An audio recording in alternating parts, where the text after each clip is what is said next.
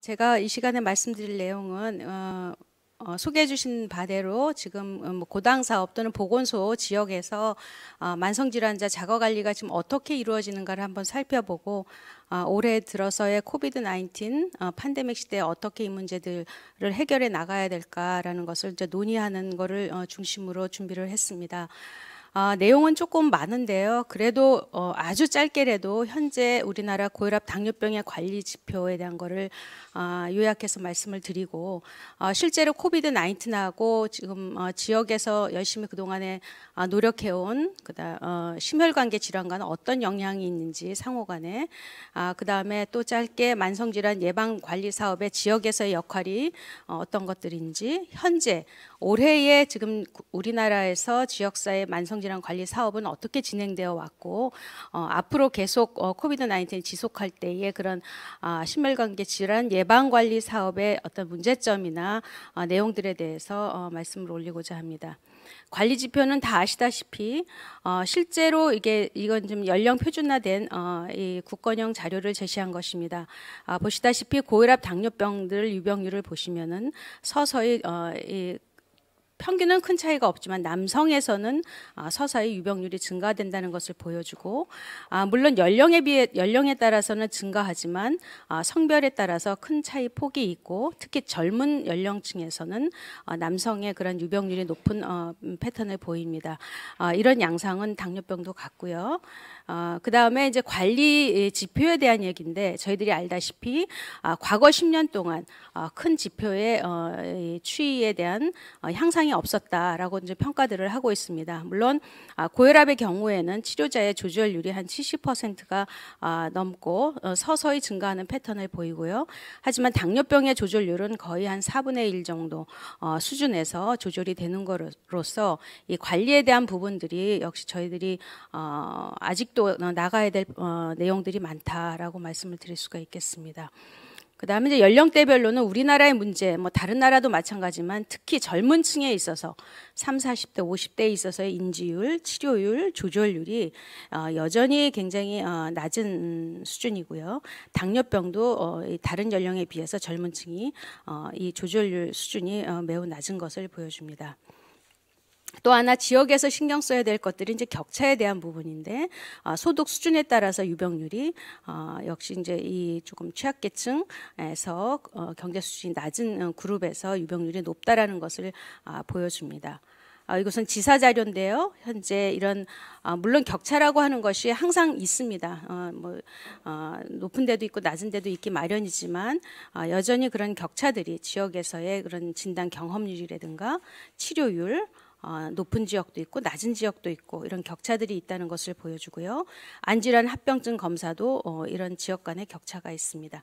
근데 이제 제가 그 란셋 이 논문이 상당히 흥미로웠습니다. 뭐냐면은 이 소위 이제 좀 선진국이라고 하는 OECD 여러 국가들의 그런 이 고혈압 에 대한 관련된 관리 수준을 서로 비교한 그래프를 제가 이 논문에서 보게 되었습니다.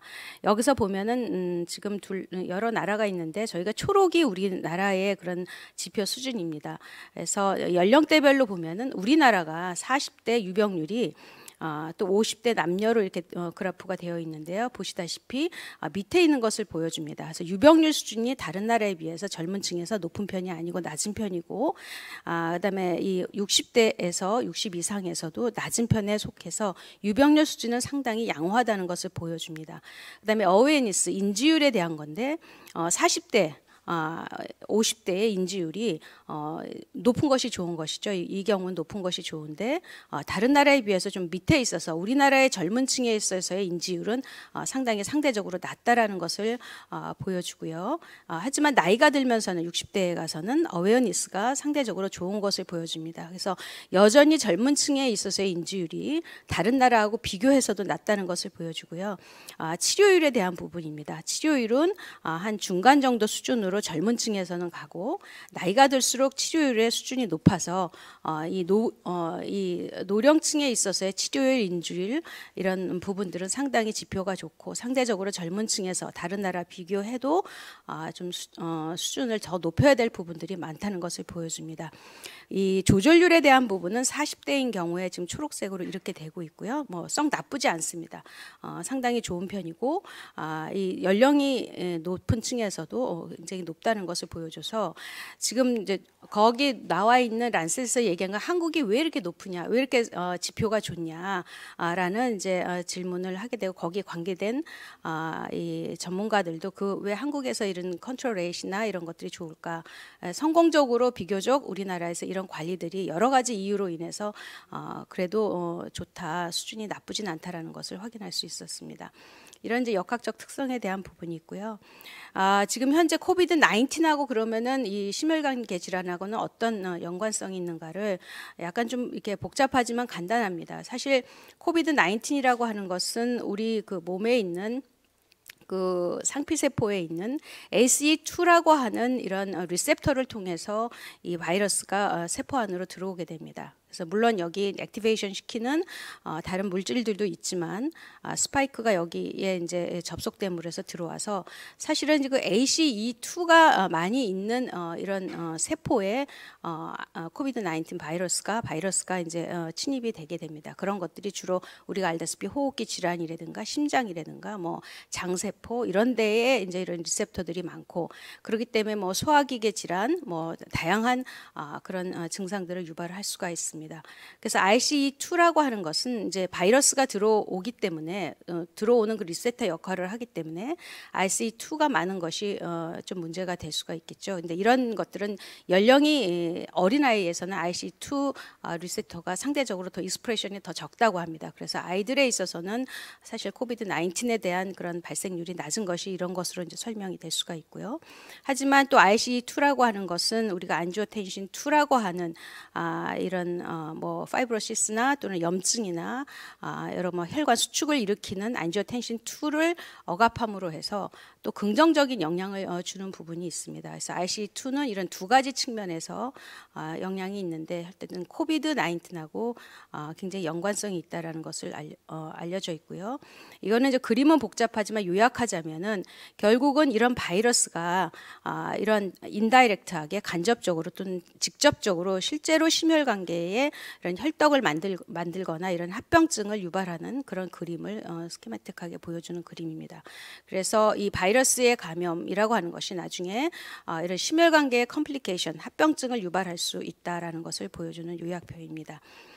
실제로 우리나라에 이건 이제 당뇨병 학회에서 제시된 건데요. 환자들을 보니까 고혈압 당뇨병이 이만큼 기저질환으로 있었다. 물론 코비드 19이 주로 이제 연령이 높으신 분들이 있기 때문에 기저질환으로 고혈압 당뇨병 또는 심혈관계 질환이 있는 분이 있는 것은 좀 당연한 사실이긴 하지만 현재 이런 이 환자들 중에 이제 기저질환을 갖고 있는 부분들이 많다라고 얘기가 되어 있어서. 심혈관 질환하고 코비드 19에 대한 걸 요약을 하자면 이 코비드 19의 이런 리스크 팩터이기도 하고 또 이런 바이러스에 감염이 된 경우에 컴플리케이션으로 심혈관계 컴플리케이션을 일으킬 수 있어서 굉장히 밀접한 연관성이 있다는 것을 알 수 있게 해줍니다.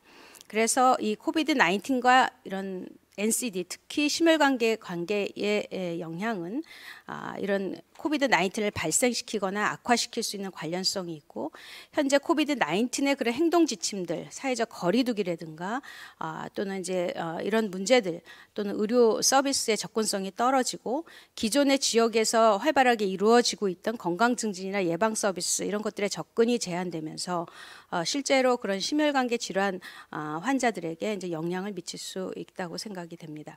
그래서 이제 그런 부분들을 이제 요약한 표인데 요거는 지나가도록 하겠습니다.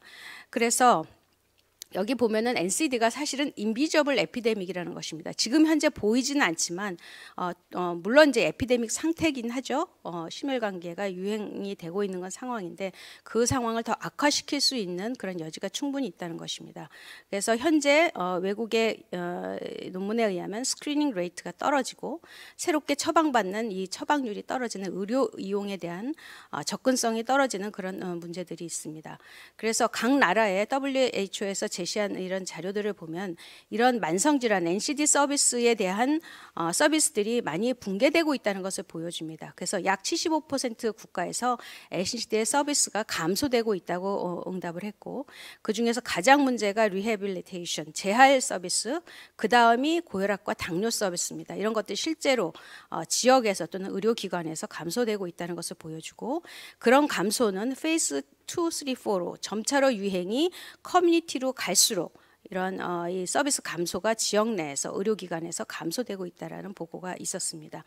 그래서 실제로 전 세계는 NCD의 그런 공중보건 활동이 이 코비드 19이 유행하면서 더 강력한 금연과 절주 정책을 하는 국가도 있고, 건강식품에 대한 조달을 위해서 노력할 수도 있지만, 많은 부분이 외식과 패스트푸드를 어떤 다른 뭐 경제적이나 또는 사회적인 측면에서 권고를 한다든가, 또 음주 판매를 좀 느슨하게 하는 그런 정책들이 좀 있다든가, 또는 사회적인 락다운으로 인해서 비만적인 환경을 초래하는 등, 또 하나가 이제 실제로 우리나라도 겪는 거지만 공공 캠페인이나 NCD 감시 활동들이 사실은 타격을 많이 받고 있다는 것이 이제 현재 현실입니다.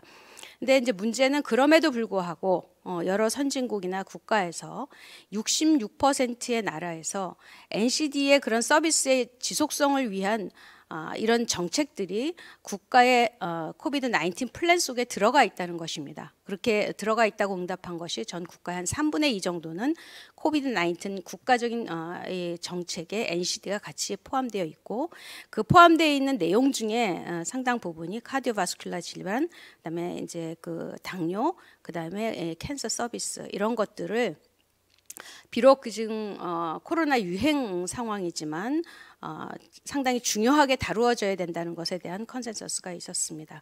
근데 이런 것들을 극복하기 위해서 다른 나라들이 좀 주위에서 보는 것들이 주로 이제 초록들이 많이 보이는데요. 늘 많이 얘기되는 것이 텔리메디슨에 대한 얘기들이 많이 있고요. 또 하나가 중요한 것이 누가 정말 이 고위험 집단이냐, 어떤 사람이 하이리스크 환자냐라고 하는 것을 확인할 수 있는 그런 트리아지들이 이루어지고 있습니다. 이런 것들을 하고요. 그다음에 실제로 이제 의료 서비스가 감소됐다라는 보고들도 있습니다. 이것은 여러 국가의 1,300명 정도의 의사들한테 문의한 결과 이런 식으로 서비스의 감소, 짙을수록 지금 보라색이 서비스 감소를 얘기하는 건데, 전 세계적으로 이제 서비스가 감소되고 있다는 것을 보여줍니다. 이 그래프는 우리나라의 경기도 지역의 그런 의료용 행태를 보는 것, 공단 자료를 그냥 디스크립티브하게 제시한 것입니다. 이 선은 16년, 17년, 18년, 20년까지 상반기의 그래프만 보여준 건데, 고혈압으로 응급실에 이용한 의료 이용이 확실히 떨어지는 것을 보여줄 수가 있고, 여기는 이제 65세 이상, 여기가 이제 5, 60대, 그 다음에 이제 그 50대 미만인데, 역시 나이 든 층에서의 그런 응급 이용이 줄어들고 있고, 당뇨병에 있어서도 의료 이용이 응급 이용이 떨어지는 것을 보여줍니다. 그리고 이제 허혈성 심질환도 지금 의료 이용이 떨어졌고요. 뇌졸중도 떨어지는 패턴을 보여줍니다. 그래서 이제 응급에 대한 부분들이 영향을 받구나. 그 다음에 외래에 대한 부분도 실제로 큰 차이는 없지만 젊은 층에 비해서 나이 든 층에서 이 추세선보다 약간 이제 떨어지는 패턴을 보여줍니다. 고혈압이고요. 당뇨도 마찬가지입니다. 살짝 떨어지는 패턴을 보이고요. 허혈성 심질환에 대한 부분도 약간 떨어지는 양상을 보입니다. 뇌졸중은 상당히 많이 떨어졌던 그런 패턴이 뚜렷해서, 이런 이용들이 역시 우리가 예상하듯이 이 성인 나이 드신 노인분들한테 의료 이용에 영향을 많이 미치는 것을 알 수가 있습니다. 상대적으로 입원은 크게 영향을 받는 것처럼 보이지는 않는데요. 고혈압인 경우도 약간 추세선보다 아래는 있지만 큰 차이는 없고, 당뇨병인 경우에는 약간 이제 감소되는 패턴을 보입니다. 허혈성 심질환도 이런 패턴을 보이고요. 그다음 뇌졸중도 이렇습니다. 물론 전체적으로 봤을 때는 이 추세가 큰 영향을 미치는 것 같지는 않지만, 대체로 여기까지 봤을 때 기존에 있었던 환자들의 의료용이 감소되고 있구나. 특히 응급과 외래에 영향을 많이 받는 것으로 보여주고요. 신규 고혈압자의 의료 이용도 보면은 현재 이렇게 감소되는 패턴을 보입니다. 당뇨병도 지금 이 추세선보다 아래쪽에 있고요. 그다음에 이 허혈성도 그렇습니다. 근데 이런 것들은 젊은 층에서도 영향을 좀 받는 것으로 보입니다. 상대적으로 뇌졸중도 노인에 있어서 신규 뇌졸중 환자가 이제 줄어들고요. 이렇습니다. 그리고 고당센터의 진료비 지급 추이를 13개 센터에 대한 것을 보면은 이렇습니다. 그래서 올해가 이 뒷부분인데 실제로 올라갔다 이렇게 떨어지는 부분들이 있는데 전반적으로 봐서는 이 중앙치 값에서 이 위에 있어서 진료비 지급 인원이 큰 영향을 받지는 않은 것으로 보이고요. 오히려 약제비 같은 경우는 계속 증가되다가 약간 떨어지는데요. 실제로 중앙선보다 더 오래 있어서 현재 고당센터의 진료비, 그다음에 약제비의 추이는 영향을 받지 않는 것으로 보입니다. 그러면 의료용이 적다라고 하는 의료용이 영향을 받았다는 것이 그러면 초과 사망이 영향을 보았는가에 대한 것을 이제 이 통계청 자료를 보면은 실제 우리나라는 뭐 이 신문에서도 보고가 됐지만 뉴스에서도 영향을 받지 않은 것으로 보이지만 85세 노인인 경우에는 영향을 받는 것으로 보여집니다. 그래서 85세 노인들이 주로 사망하는 것은 이 빨간 부분입니다. 그 전까지는 캔서가 65세 이상 캔서가 많지만 85세 이상에서는 실제로 순환기계하고 호흡기계에 대한 폐렴 이런 부분들이 많이 돼서 요번에 이제 이 코비드 19의 의료 이용으로 인한 코비드 19으로 인한 부분들이 순환기 계통 또는 이 호흡기 계통에 그런 의료 이용과 연관성이 있지 않는가 이런 이제 초과 사망에 대한 이해를 할 수가 있겠습니다. 지금 이제 시간이 좀 부족해서 이제 제가 이제 말씀드리려고 하는 것은 이것은 실제로 우리가 지역에서 환자가 장기 요양 병원 그다음 지역 사회에서 우리가 만나는 이제 환자들이 사실 이 포션이 가장 큽니다. 그리고 그 포션 중에는 실제로 이러한 셀프 케어 스스로 자가 관리를 해야 되는 그런 환자들이 약 한 80%에 이르는 것으로 우리가 이제 교과서에도 나와 있는 부분입니다.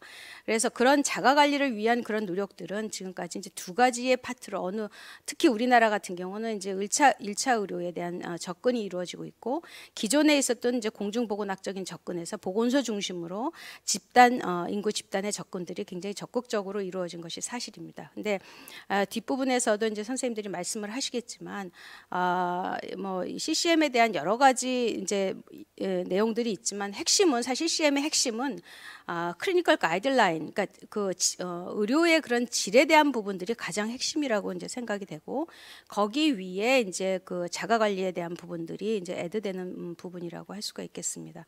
그래서 1차 의료하고 공중보건은 이제 공중보건 파트도 이제는 이제 개인 이런 꼭 인구 집단의 캠페인 보고뿐만이 아니라 그런 셀프 매니지먼트를 서포트하기 위한 집단과 개인의 접근들이 이루어지고 1차 의료에서도 CCM에 있어서 지역사회 기반 통합적인 모형을 시도하고 있기 때문에 결국은 이 두 개의 영역이 겹칠 수밖에 없고 사실은 이런 자가관리라고 하는 목표를 향해서 사실 잘 협력해야 되는 그런 대상이라고 생각을 합니다. 이 부분은 좀 시간 관계상 지나가겠습니다. 죄송합니다. 그런 게 있고 이제 요 한 가지만 말씀드리면 이제 지난 학회에서도 제가 말씀드렸지만 실제로 이제 이 실무자들 또는 전문가 보건소의 담당자들이 교육하는 그거 외에 스스로 환자들을 이제 환자들이 주도해서 이 피어 그룹을 형성해서 스스로가 교육하고 그다음에 경험을 나누는 그런 프로그램들을 구성하는 것도 상당히 중요하다고 생각합니다. 그래서 그 소위 환자 리더를 양성하는 이런 프로그램들이 우리나라에 필요하다라는 말씀을 이제 드리고자 합니다. 근데 1차 의료와 공중보건에 있어서의 공동의 목표는 사실 자가관리를 잘 할 수 있도록 서포트하는 것이 굉장히 중요한 목표 중에 하나인데 과연 현재 통합 모형이라는 것이 의사 중심으로 간다라고 하는 이런 모토는 사실 지역 중심의 환자 중심의 로 형성돼야 되는 이런 지역 보건과는 굉장히 개념적으로 좀 다른 접근이 아닌가 생각이 들었습니다. 그래서 제가 생각할 때 현재의 자가 관리를 할 수 있는 어떤 커다란 세 개의 키를 말씀을 한다면은 제가 생각할 땐 동기, 모티베이션 상당히 중요하고 중요하고요. 그 다음에 이런 것들은 메디컬 스태프로서 이 1차 의료에서 적극적으로 지원이 돼야 될 부분이라고 생각을 합니다. 하지만 실제로 무엇을 먹고 어떻게 실천해야 될 거에 대한 스킬에 대한 부분은 커뮤니티에 있는 커뮤니티 헬스 워커들이 같이 협력해야 될 부분이고, 또 하나가 중요하게 생각하는 것이 소셜 네트워크입니다. 다시 말해서 피어 그룹에 대한 그런 네트워크를 형성해서 서로가 이런 것들을 활용할 수 있게끔 하는 부분들이 상당히 중요한 세 가지의 꼭지가 아닌가 그렇게 말씀을 드립니다. 제가 이제 시간이 조금 많이 지나갔는데요. 요 그래프만 그러면 현재 우리나라 2020년도에 교육은 어떻게 하고 있는가? 많은 부분들이 이제 보건소에서 유튜브를 이런 식으로 개발해서 제시를 하고 있습니다. 주로 고당 등록 센터, 교육 센터를 중심으로 유튜브로 이렇게 좀 일방적인 이런 컨텐츠죠. 이런 것들을 제시를 하거나, 또는 네이버 밴드에서 이제 제가 갖고 있는 이제 경기도 자료들을 보면은 이런 식으로 실제로 이 네이버 밴드를 활용을 해서 교육하는 것들을 방송을 하거나, 또는 이런 식으로 이 활동하는 동영상을 촬영을 해서 올리거나 이제 이런 것들이 있게 됩니다. 또는 실시간으로 줌을 활용하기도 합니다. 그래서 이렇게 교육 자료를 놓고 교육을 시키거나, 또는 PPT를 이렇게 놓고서는 교육을 하거나, 또는 아까 했던 이런 이 운동하는 것들을 줌을 통해서 각자가 하는 것들을 서로 공유하는 이런 활동들을 지금 각자의 영역들을 각 보건소마다 많이 노력하고 있다는 것을 알 수가 있겠습니다. 또 이제 온라인 교육 사이트를 활용을 해서 이런 사이트에 이제 각각의 고당센터, 이건 경기도 모형인데요. 센터들이 들어와서 그 지역의 환자들을 모집을 해서 그 안에서 자기 학습 과정이라든가 이런 것들을 하면서 교육하고 환류하는 이런 프로그램들을 개발을 하고 있습니다. 그래서 이제 외국에서도 마찬가지로, 이게 얼마 전에 웨비나에서 나왔던 미국의 예인데, 미국에서도 이런 만성질환 진료의 치료가 늦어지고 있다는 부분에 대해서 굉장히 경각심을 하고 있고, 흔히 이제 많이 이제 논의되는, 이제 앞으로 또 계속 나올 얘기들이 이제 텔리메디슨에 대한 것을, 이제 이 논의를 피할 수는 없을 것 같습니다. 그래서 이제 이 텔리헬스라든가 텔리메디슨에 대한 얘기들이 나오고 있고, 실제로 이제 지역에서 어떻게 이런 정책들을 수정하고 예산을 확보할 것인가에 대한 부분들이 이제 이 웨비나에서 많이 논의됐던 내용입니다.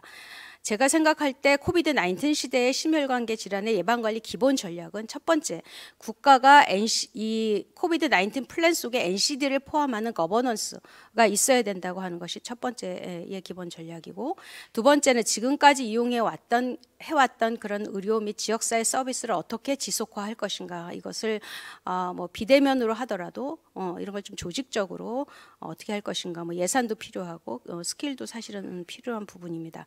그리고 세 번째가 자가관리를 위한 디지털 건강관리에 대한 활용에 대한 부분들을 이제 적극적으로 선제적으로 검토할 그런 시기가 되지 않나, 이런 것들을 준비해야 된다고 생각을 하고요.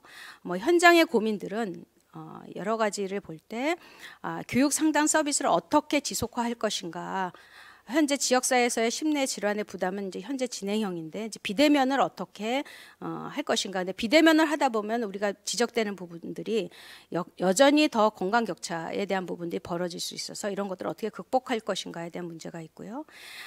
또 하나 중요한 것이, 사실 지역 내에서 이런 리스크를 관리하는데 중요한 것이 하이 리스크 집단을 관리하는 것이라고 생각을 합니다. 근데 이제 이런 것들을 하기 위해서는 우리 고당센터처럼, 그래서 환자가 등록이 되어 있거나 그런 정보들이 제대로 DB화 되어 있으면은 하이 리스크 집단을 찾아서 전화 상담을 하든지, 뭐 동영상을 제공하든지, 온라인을 상담하든지, 대면 방문 같은 걸 할 수 있다고 생각을 합니다. 그래서 아쉬운 것은, 제가 고당센터가 지금 10년이 됐는데 이런 것이 구축되어 있으면 이런 위기 상황에서 상당히 좋은 정보들을 저희들이 갖고 지역에서 이런 문제들을 이렇게 해결해 나가는데 조금 더 이 특성화를 시켜서 서비스를 제공할 수 있었을 텐데, 이제 그런 부분들이 상당히 아쉬움으로 남고요.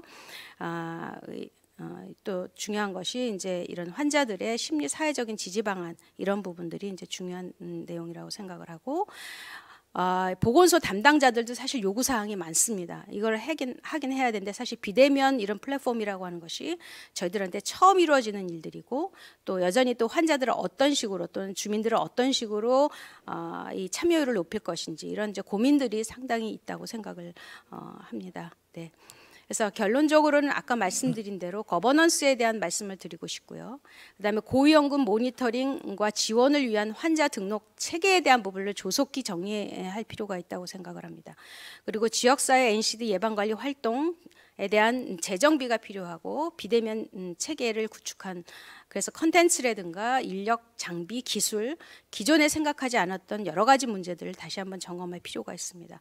그리고 이제 건강생활 실천이나 심리 정신 건강을 하기 위한 환자 중심의 그런 소셜 네트워크에 대한 부분들을 다시 한번 생각해야 되고요. 보건소에서 사실 주민들을 만나기 어려워서 좀 어려움을 호소하는데 이러한 어떤 보면 좀 위기라고 그럴까요? 어려움일 때 오히려 조금 생각을 바꿔서 젊은 연령층의 집단, 다시 말해서 근로자라든가 산업장에 있는 대상자들을 조금 접근하고 적극적으로 콘텐츠를 제공하고 그 안에서 카운셀링하고 교육할 수 있는 그런 방안들을 한번 모색할 수 있는 그런 계기로 한번 삼았으면 좋겠다는 생각이 듭니다.